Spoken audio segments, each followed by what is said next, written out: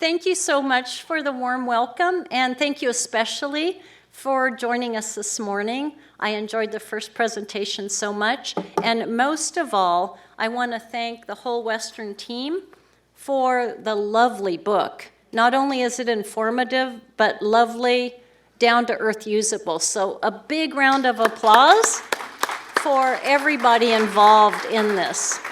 And I'm glad it's on the record. I'm very pleased to have been a co-author of a couple of the chapters, and it very well supplements the Master Gardener Handbook. People open it up and they see color, they see what we call adoptables, meaning information going back to the soil, things that they can implement in their own backyards and share with others. So with that, for the next 50 minutes, I'm going to do a quick snapshot of sustainable landscaping. And does everybody have the handout that accompanies that? All right. I have raise your hand if you don't have it. Okay, Rosa will get some more. I also, at the end of my presentation, I have the websites and the links that you can download and print that. All right. The definition that I most use, that I think is most valuable for sustainability, is meeting the needs of today's population without diminishing the ability of future populations to meet their needs. So I think that that's the starting gun here, so we're all on the same page with that definition. Why garden sustainably? It's a good question. There's three main reasons, and most people do want to save money, but they also don't consider that the primary reason, and that's a good thing. Improving garden health and protecting water quality and wildlife are two premier reasons. And the beauty of sustainability in gardening is that you accomplish not only those tasks, but by doing so, you do save money. So it's a real hand-in-glove scenario. I like to look at it as leaving a greener footprint for our children's children. There's 6 elements that I'll do a green light touch and go on, and there's more information both in your SoCal Yard Transformation book and the handout that you either have or before you leave will have. The first one we'll talk about is really important. It's incorporating plants suitable for climate and microclimate. So let's talk about that a little bit. And as far as the Master Gardeners, this is a bit of a refresher, and I appreciate you bearing with me while we go back to the nuts and bolts, the basics. Selecting plants recommended for your sunset zone. All right, does everybody know what their sunset zone is? I have a couple slides, don't worry. And microclimate. We'll talk about the difference between the general climate and the microclimate. How many of you have heard of USDA zones? Great. How many of you originally are from the Northeast, Upper Midwest, or somewhere like that with a cold climate? USDA zones are perfect for those climates. The reason is the bottom line is the last predicted frost date. It's not so important here in Riverside, right? But it is for the past agrarian culture and farming population. So there's certainly a place in history for USDA zones, and those of you in colder climates in California, the Master Gardeners in the mountains, USDA zones are great up there, but for the bulk of you, anybody from the mountains that lives there now here? All right. So for the bulk of you, we're looking at Riverside County sunset zones of 18 and 19 for the valley cities. Those are important numbers for you to remember. 13 out in Coachella Valley. The reason that these the zones are more important are that they're smaller and they're just more accurate, much more accurate than the large USDA Zone 9. So a lot of people, besides knowing the links to Bob Perry, who will be here next week's website, that's searchable and specifically for inland SoCal plants, where you can search based on the larger climate, your microclimate, color of flowers you might want. In my world of arboriculture, woody plants, it would be the ultimate size needed to support a mature tree, both above and below ground. So that's a great resource, and he'll be covering that and going through that extensively next week. So I hope I'm not disappointing you, but my talk today only has a couple example plants, and it's more about the concepts of sustainable landscaping because Bob will be discussing specific plants next week. Oh, I'm sorry, next month. They're not every Saturday. I knew he was the next speaker. Sorry about that. Thanks for the correction. They can dub that out of our movie. They can correct it. All right. So this is something, as far as my talk goes, that I'm happy to have posted. I'm happy to email it to anyone that might want to share it with their HOA or garden club, and all these websites are clickable. So Cal Poly Pomona has worked with many other organizations and has something called Select Tree. And that's an excellent website by which you can select by about 8 criteria, resources for the perfect tree, right plant, right place. And then there's the Sunset Western Garden Collection, the California Native Plant Society, and then this last one, which is a really weird name, WUCLS. WUCLS is the Water Use Classification of Landscape Species. My friend and colleague, Dr. Dave Fugino up at Davis, took over the project after Dr. Larry Costello retired a few years ago. And this is used widely by designers and architects that are linking into the water budget that we all have throughout California. So the searchable database covers very low, medium, and high water using plants. And many architects are required to use WUCLS during their design phasing. That wasn't the original purpose of it, but that's one thing that has come of it. And I just wanted you to be aware that WUCLS is available and searchable as well. And then next month, Bob Perry will talk about his Inland Valley garden site that's very searchable and useful. Just an example, if you searched for a tree that's not going to tangle with your above ground power lines, that's going to have prolific flowers, that's going to be receptive to pollinators, and also is fast growing, a lot of the acacia species will pop up on all of these websites. So this is an example of what you could find when you search. Smaller shrubs, there's even more available species. There's hundreds of them. An example is the grevillea. This is the Canberra Jim. When you see a name like Canberra Jim, that means that it was selected and it's a trademark cultivated variety. And in this case, it was selected and bred because of its very bright red flowers in the spring. So take a look at some of these if you're only familiar with the parentage. You might be surprised at what's come out of the breeding programs. And then the Fremontodendrons, beautiful. You can tell I like yellow flowers. I just realized that 2 out of 3 of my examples are yellow flowers. But this is one that was also improved and has a lot of flowers, fast growing. With that, let me throw a wrench into this. What if I would have added to that search another criteria? Messiness. Whoops. Say goodbye to that one and that one. So it's all about the specific use, location, and maintenance level that whether it's you or if you're a master gardener, the person that you're advising needs, wants, and has a desire for. So to each his or her own, and this gives you 8 criteria by which to search to find that perfect plant.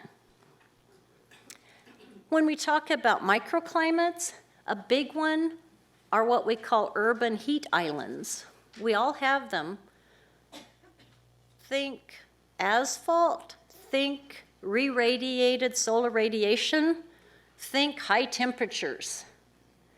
This is near my house in Palm Springs. This tree is growing very, very well throughout the summers there. It's been there 25, 30 years in a shopping center parking lot. I went out there on a day that was about 118 to 20 degrees, and I measured at a 90-degree angle the temperature of the heat re-radiating off of the asphalt. Anyone other than a master gardener, because you're going to know this, want to guess what the temperature was?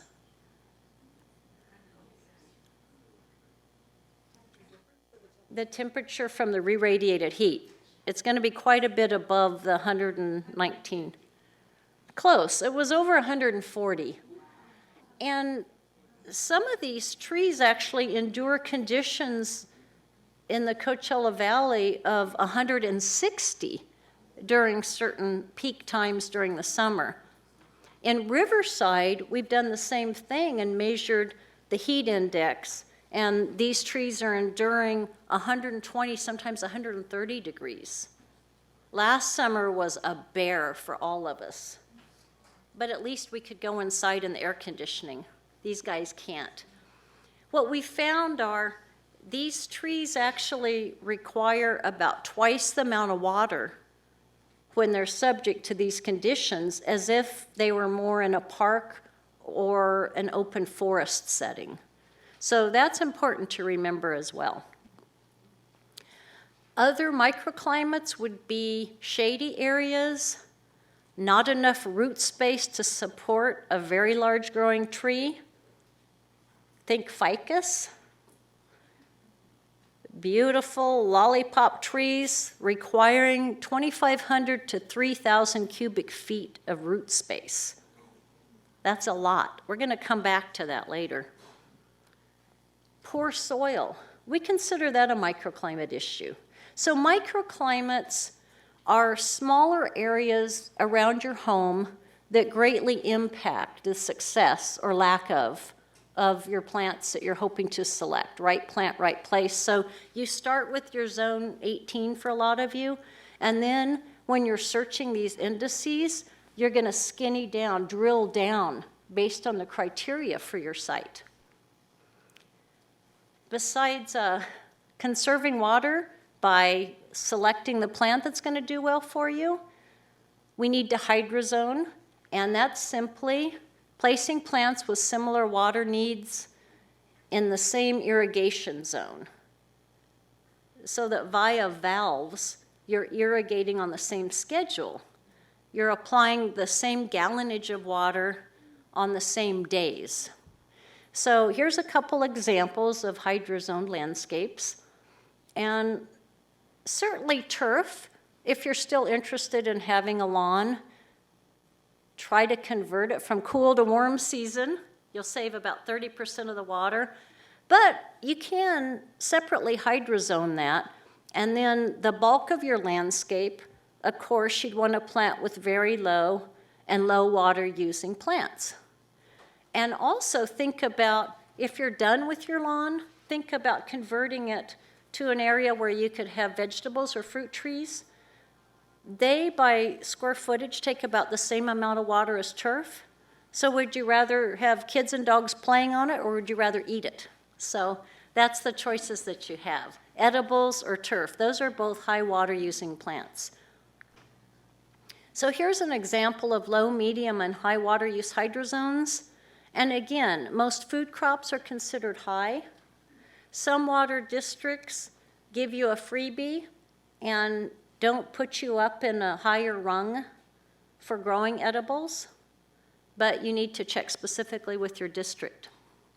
So you can see the top left one, what we consider the new California landscape, that would be very low and low water using. The one on the bottom left is actually on average a medium one, and the one on the right, as you see it, would be medium to high. So if you'd like to have a few comparisons, the high water using zones use about as much water as cool season grass. Who knows a variety of cool season grass? What's that? Bluegrass. That's right. Bluegrass is one. What else? Fescue. Most of the tract homes, especially those built in the 80s and 90s, had front, side, sometimes backyards with fescue. That's the traditional tract landscape lawn. What else? Ryegrass, annual and perennial rye. So when you see the overseeding of Bermuda grass in the fall, Bermuda grass is a warm season grass, which is much more water conserving than fescues, but they overseed with annual or perennial fescue. So that's the difference in watering during the winter or just letting the warm season grass, as we say, go fallow. Brown is the new green, right? I promise I don't have too many graphs. I took a lot of them out. And this is one, though, that is near and dear to my heart, and I never will take this graph out. For one thing, it's always an eye-opener to me every time I see it. So I leave Palm Springs in it, even for my Valley students, as I like to call you, because of the difference. So I hope you see that just because of the riverside climate, you're going a long way to not waste water in your landscapes, no matter what you're doing, just because the evapotranspiration rate here is only about 2/3 of what it is in the desert. So in Palm Springs, where I live, it's about 6 feet of water a year that through evaporation from the soil and evaporation from plants, which we call what, Master Gardeners? Transpiration, right. So that water loss is about 6 feet a year. One thing in Coachella Valley that I think would be critical if the goal is really to cut down on water waste would be to require pool owners to cover up their pools. There's 6 feet of water, one pool for every 2.5 residents of Coachella Valley. Be a good idea, wouldn't it? In our landscape, you can see, though, that in Riverside, you have about 57 or 58 inches of water that's lost through evapotranspiration a year. And the best opportunity to conserve water is going out of summer and into fall. Look at the drop. These graphs show the relative amount of water that your plants need from season to season. So many times we have vacations in the summer, we're in the mode of doing a lot of landscaping, and then in the fall we go indoors. Remember to dial back greatly how much water you're applying to your landscape. You can see that the need really, really drops down. The other thing is to know your soil type. We always call dirt soil. I know it sounds kind of funky, but since intro to horticulture class I took way back in the 70s, I learned never to say dirt again. I was told dirt is a 4-letter word, and I thought, that's weird, so is soil. Oh well. So it's important, if you look at the graph, the picture on the right, if you're watering a space that's mostly sandy, your water is going to not only infiltrate much faster than if you have some clay in the soil, but it's also a much thinner profile. So when we're drip irrigating our plants, if you have a loamy soil, then it's going to be an average of those two. So if you're using compost, it's perfect because it has the virtues of sand, which drains well, but it also has the virtues of a more clayey soil, which holds more water. That's the beauty of compost or a loamy soil. So it's important when you look at the soils coming out of those pots to emulate the middle type of soil. A dark soil smells good. It could be compost or it could be a garden soil that you just happen to have inherited when you bought your home, or maybe something from a box store even. But the more you can compost and recycle at home, the better for the environment. The other thing that I wanted to make sure that you didn't worry too much about is having an expensive probe or implement, or like the aerometers, the tensiometers, to measure the bars of pressure. You can simply use a trowel, a straightened out metal coat hanger. Anything that can penetrate through the soil will help you gauge how deeply that water is going every time that you irrigate. I know it's harder and harder to find those old coat hangers, but I've got a couple in my closet. I open them out, go out in the backyard, and when you can't push them in readily anymore, then you're at the point where the water is stopped and you're at dry soil. So that's a real good indicator of helping you schedule irrigations well, and also making sure that the time between each irrigation is right. For trees, we'd love that coat hanger to go down a couple feet. How many of you think you could do that in your backyard right now? I couldn't. So for trees, you want to make sure that you're allowing their genetics to be exhibited, and as pronounced as possible, pull those roots down to the genetic potential of those trees. So you always want to water an inch or two below the current root zone to be able to pull those roots down. The roots will go to the water. The water won't go to the roots. So you'll want to find out where those roots are and pull them down. For grass, 6 to 8 inches is fine. And you don't have a 1 to 2 ton blade of grass. I always think of that movie, Honey, I Shrunk the Kids. When our daughter was young and I took her to it, I thought that would be like a tree limb that could be 2 tons failing and falling on somebody in our real world. So trees that don't root deep enough are much more prone to failure, and limbs or the whole tree falling over. That's why you want to draw the roots down. With grass, not so important unless you're the star of the Honey, I Shrunk the Kids show. That could hurt then. The other thing that we advocate is something called the field test. That helps you determine when the soil is at about medium capacity to drain and hold water, is in the middle.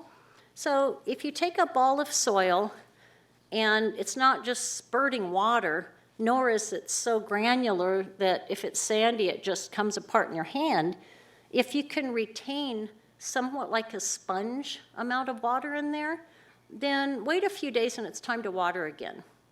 That's almost perfect 50% soil moisture capacity, as we say in master gardening training. This is another really important tip that I'd like to share with you. Most established plants, like the picture of the tree on the right, are actually over-irrigated. And recently established trees, like on the left, are under-irrigated. Why do you think that is? What's the difference between the water needs of those? The root structure, that's right. What about it? Well, it's much diminished. When you're transplanting a 15-gallon tree that you're bringing home from the nursery, the roots are pretty confined into that area that they were growing in the pot. And so you don't want to start watering outward too quickly or downward too quickly. But you're going to need to water in some cases every day for a little while, which is against all the recommendations that you hear for us for established landscapes.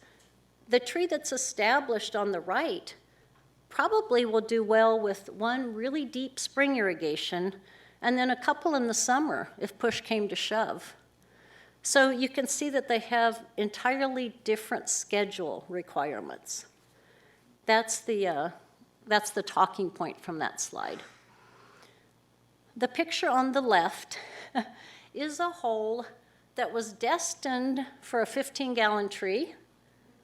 48 hours later, it still is full of water. Not a great place for that tree. So this is something simple you can do, and you're gonna get the idea just in digging that hole that it's not suitable for a tree. But we also don't want to dig a small hole and put great soil such as compost in there unless we make a huge hole, because of what? What will happen? The roots are going to keep circling. So if you add compost to a tree planting hole, make it 10 times as wide. You see in our publications, plant at the same depth and then 2 to 3 times wider. If you're going to be using compost, 10 times wider, so you don't worry about the circling roots. Practical tree irrigation principles are, as the tree grows up and out, irrigate further outward from the trunk. The trunk should never become wet when you're irrigating. I know in a lot of cases it does, but you want to water to the drip line and beyond. It's really important to be able to move. If you're using a hose, it's easy because you just go out there manually and you water in that drip zone. But if you have a drip system, you're going to need to move those emitters out as the tree expands with its roots and top growth. Other things that make a difference in the landscape as far as water use are the density of the overall landscape. In general, the more plants, the more dense it is, the more water it requires. Here's an example of low-density landscapes requiring less water than denser ones. Mulch, mulch, mulch. You're going to hear that so many times. Excuse me. Excuse me, my allergies from all those acacias are getting to me. Keep in mind that mulch is important, but it's also important to place it away from a tree trunk. We're going to come back to that when we're talking about best practices in IPM, so keep that in mind. If you have singly spaced specimen plants, think about converting to a drip system. Sprinklers are great for turf and ground covers. It's a cropping situation, but drip is really best for your ornamentals.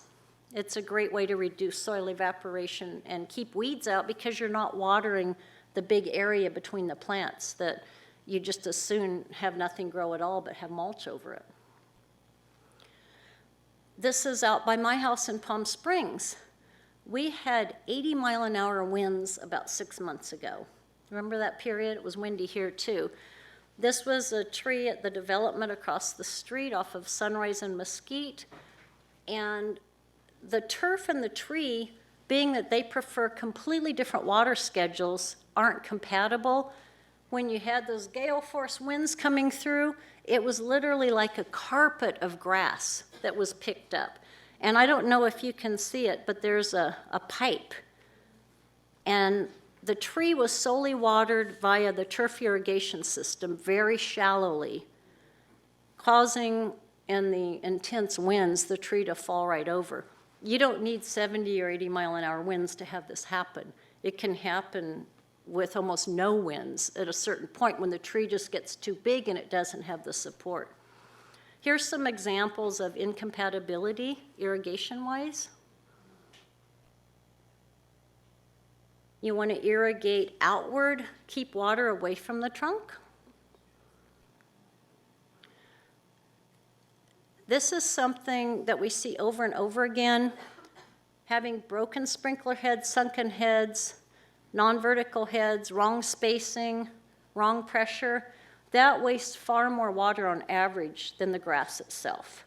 So it's not just the cool season turf being the bad guy, it's the sprinklers watering sidewalks, watering everything but the grass.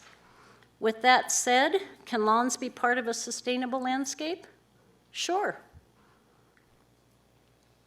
No, no, and no, though. Why no, no, and no? What's wrong with the top picture? Runoff. It's almost important and essential when you're irrigating turf to use sprinkler systems. We don't have good subterranean systems, which would be great, but we just quite aren't there scientifically. Technologically we are, but it's not working real well in the real world. We're still getting a lot of leaks and pipes, and we can't see what's going on. So all this water's running off, and with that, any fertilizer and any pesticides that are applied run off too, and that makes our water system more prone to pollution.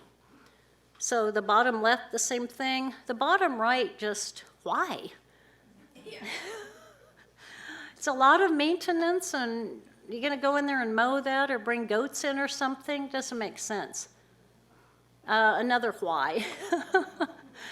The lower right is to remind me to make a point about the difference between a zero, as in Z-E-R-O scape, and a xera, as in X-E-R-I scape.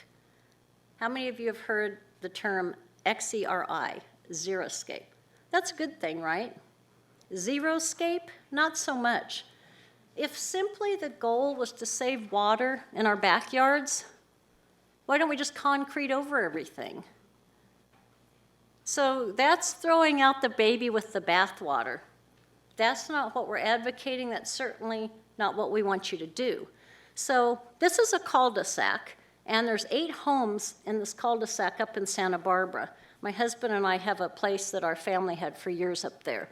So 3 years ago, the Cash for Grass program was very popular up there, and everybody in that cul-de-sac was impacted. 2 people did what these neighbors did, and they have a pervious layer there, and they maintained and drip irrigated that tree, which was a good thing. 2 of their neighbors just let everything go to high heaven, or the other place, which I won't say on camera, and they got notices from the county weed abatement that no, those aren't wildflowers, those are weeds. 2 of them put in artificial turf. It's come a long way, but it doesn't give us oxygen, and it never will. It doesn't take in carbon dioxide and help purify the air, and it never will, right? So the rest had a hybrid approach where, similar to slides I've shown you before, if they wanted edibles, they had edibles. A lot of them completely eliminated their lawn if they didn't have kids and dogs anymore. And they had a lot of mulch and very low and low landscape plants. So it does take a village. If everybody concreted over their backyard, side and front yards, it wouldn't be a good idea. We do have the lawn watering guide, and that's referenced in the book as well. We ask that you use that, because that's based on your local weather, and that'll clip off 30% of your water for your warmer, cool season grass right off the bat. Water cycling is important. Water cycling means that when you first see early runoff, water running off the top of your lawn, stop. Note how long that system ran. Let the water infiltrate and drain through the soil. Come back as close to that time as possible and water again. Does that make sense? That's different than what we call spritzing, where you water for 5 minutes and then you come back the next day and you water for another 5 minutes. When the soil's wet, you want to let it drain and then come back when it's still moist and water again. It's really an important concept. That'll help draw the roots down too. If you have a lawn and still want to maintain it, grass cycle, compost, do something so you're not ending up with a single blade of grass in a landfill. There's mulching mowers, a lot of them these days that you have. They recut 3 times each blade, and they just redeposit it back on the other grass. That's great. Or bag it, compost it. If you're no longer happy with it, think of alternatives. Okay, some other tips to conserve water. Most of us use brooms again. Dust off the old broom. None of this spraying our sidewalks anymore. Weeds compete with landscape plants for water. Nothing fun about weeding, but think about your water bill, and then it gets more exciting because you'll save a lot of water. We talked about using a soil amendment such as compost. Think about that. If you have a tree site, remember what we talked about, add a lot. Otherwise, for shrubs and for vegetables and other small garden annuals and perennials, then compost is the way to go, and you don't have to worry about 2 tons of branch falling down. Capture the water. Apply mulch. Mulch conserves water, it beautifies landscapes, does about 10 other things I didn't list, keeps weeds out, keeps tree trunks dry. Don't over-fertilize. Another aspect of sustainable landscapes are preventing and reducing pest problems. How many of you have heard of IPM, Integrated Pest Management? Okay. Who wants to share the nutshell definition of IPM? I know the master gardeners know it. Anybody? You'll be recorded, you'll be famous. You can even come up here and say, anyone want to come up here and hello? No. It's using a variety of means to control, not necessarily prevent, but control pests and keep them at an acceptable level using chemical means as a last alternative. So when we're talking about best practices for irrigating trees as they grow outward at the drip line, keeping their trunks dry, all these things, those are actually a big part of IPM. And I wanted to make sure that we connected those dots. It encourages beneficial insects and microbes, and if the term that we used to use in the landscape industry was spray and pray. And that simply meant, gee, I see a problem, I don't know if it's insect or disease, I've got some insecticide in my back 40, and I have a lot of fungicide, so I'm gonna blast it with both. We know these days not to do that. We've come a long way, not only with the industry, but with homeowner kinds of education. Master gardeners know this like the back of their hand. You know it, but I'm saying it again just as a reminder that when we're talking about polluting groundwater and that potential, then some of that comes from the spray and pray. And also, just the population of the good guy microbes goes way down if they're being killed off. So there's very, very good reasons to always identify the problem before you decide what to do about it. Maybe you don't need to do anything about it. Maybe when the weather turns, it'll take care of it. Attract and protect your beneficial partners. No bugs, no birds.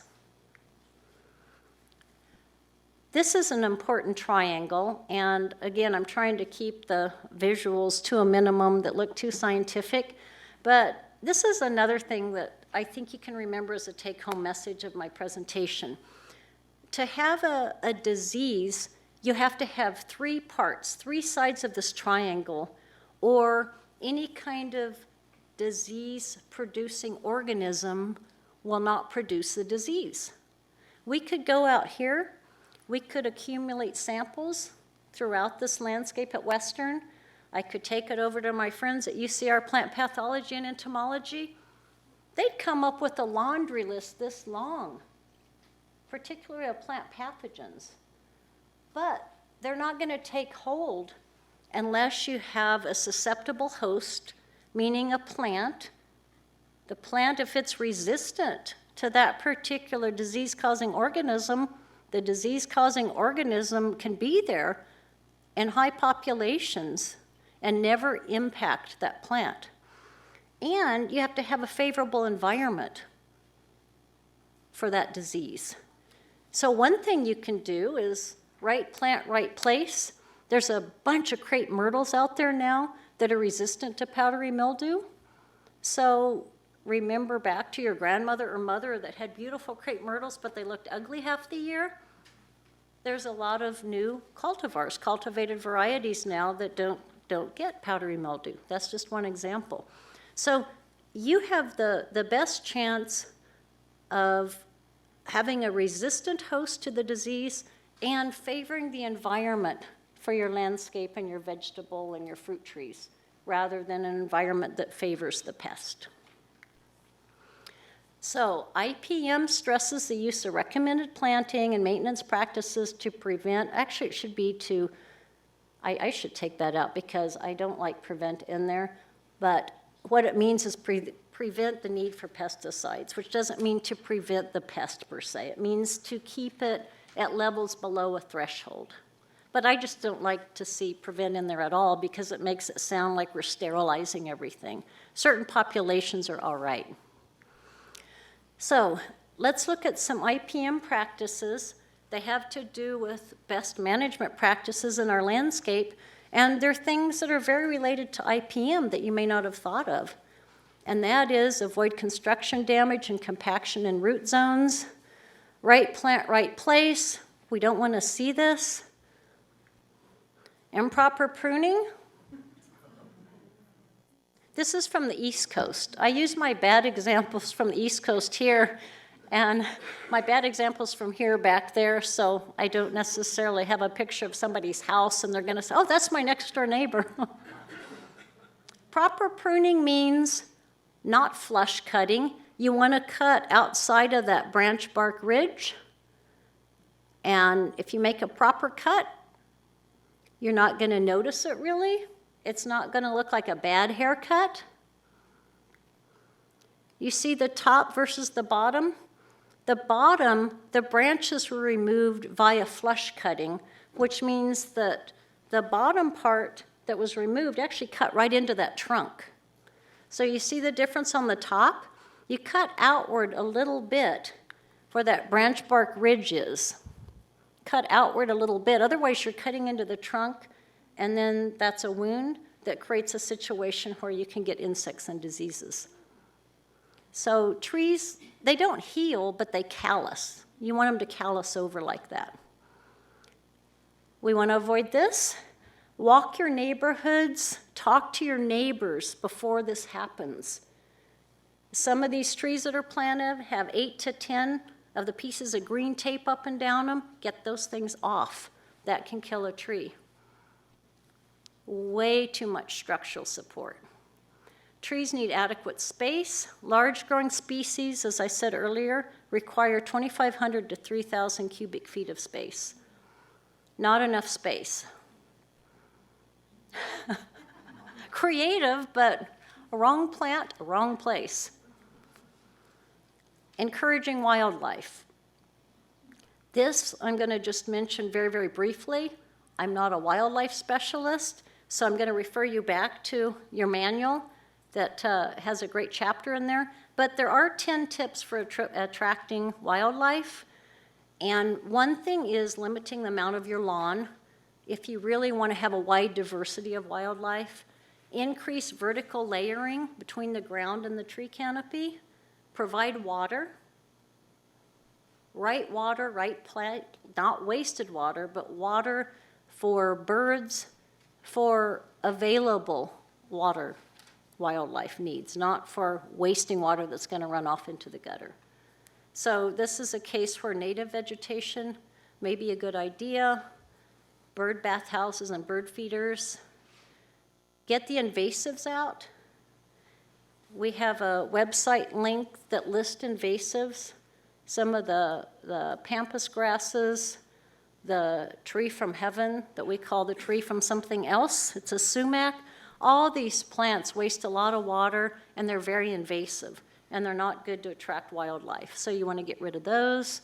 And you want to expand the scale. Work with your neighbors to expand the scale of habitat-appropriate landscapes. Conserve energy and reduce pollution. This is a short one too.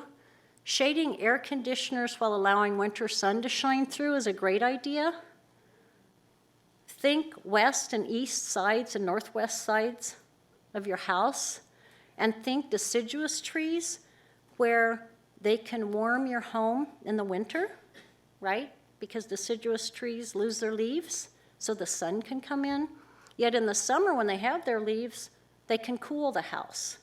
You can save 25 to 30% of your energy indoors just by implementing some of these practices. using LED lamps outside to provide accents instead of the old-fashioned lights. A properly placed tree can reduce temperatures by 20 to 25 degrees in heat islands and reduce indoor energy consumption by 25, actually on average more like 30 to 35% if done well. Windbreaks can help divert pollution and reduce allergic reactions, and obviously the best known factor is that they reduce wind velocity. Pollution is something that's really important when we're talking about sustainable landscaping.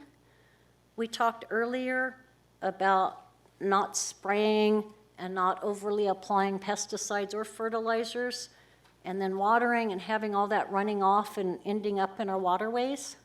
It's really important. The other side of that coin, too, is something called carbon sequestration. Who knows what that is? You get the microphone again? Anyone want to come up to the microphone and talk about carbon sequestration? It's capturing carbon, usually in the form of carbon dioxide, which is very much of a pollution indicator. So we could have point source pollution, we can have not as much as we used to, but vehicles that we're driving that create the increase in pollutants. And trees, when they give off oxygen, they take up what? Carbon dioxide. So it's a match made in heaven. Another hand-in-glove situation there.